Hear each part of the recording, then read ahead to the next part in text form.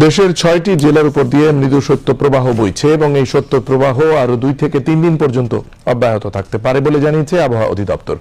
শুক্রবার আবহাওয়ার অফিসের পূর্বাভাস নিয়ে সাংবাদিকদের তথ্য জানান আবহাওয়াবিদ শাহনাজ সুলতানা।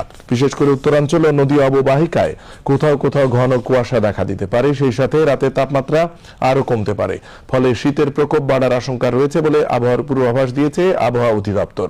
বিস্তারিত শেখ আলীর রিপোর্টে।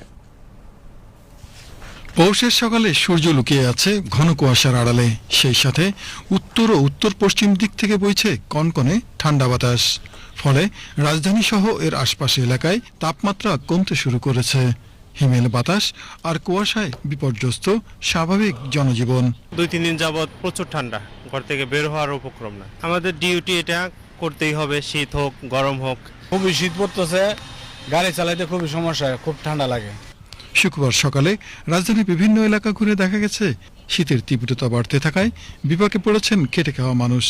রাস্তার পাশে আগুন জ্বালিয়ে শীত নিবারণ করছেন শীতকাতরে ছিন্নমূল মানুষ। ঠান্ডা পড়তেছে প্রচুর, এই কারণে আগুন পড়েছি আমরা। শীত তো লাগে, এখন শীতের সময় পেট বাঁধা লাগবে, গাড়ি গরু চালান লাগে।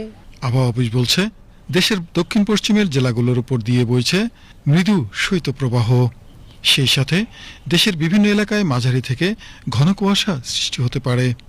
এতে করে শীতের তীব্রতা আরো কয়েকদিন অব্যাহত থাকার সম্ভাবনা রয়েছে।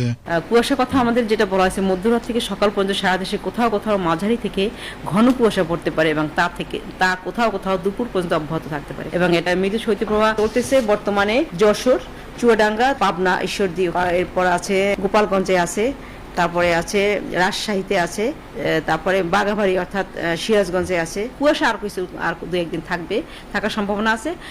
তাপমাত্রা দিন এবং রাতে তাপমাত্রা আগামীকালকের জন্য কিছুটা বাড়লেও কিন্তু শীতের অনুভূতি থাকবে এবং আরো 2-1 দিন অব্যাহত থাকবে আর কি। কুয়াশাচ্ছন্ন আবহাওয়ার কারণে দেশের অনেক এলাকায় সড়ক যোগাযোগের পাশাপাশি অভ্যন্তরীণ নৌ চলাচল ব্যাহত হওয়ার আশঙ্কা করছে আবহাওয়া অফিস। ঘন কুয়াশার কারণে বিমান চলাচল, অভ্যন্তরীণ নৌ পরিবহন এবং সড়ক যোগাযোগ ব্যবস্থা সাময়িকভাবে ব্যাহত হতে পারে। শুক্রবার দেশের সর্বনিম্ন তাপমাত্রা 9 ডিগ্রি সেলসিয়াস রেকর্ড করা হয়েছে যশোরে এবং ঢাকায় সর্বনিম্ন তাপমাত্রা নেমে এসেছে 13.5 ডিগ্রি সেলসিয়াসে। Sheikh Ali, BTV news.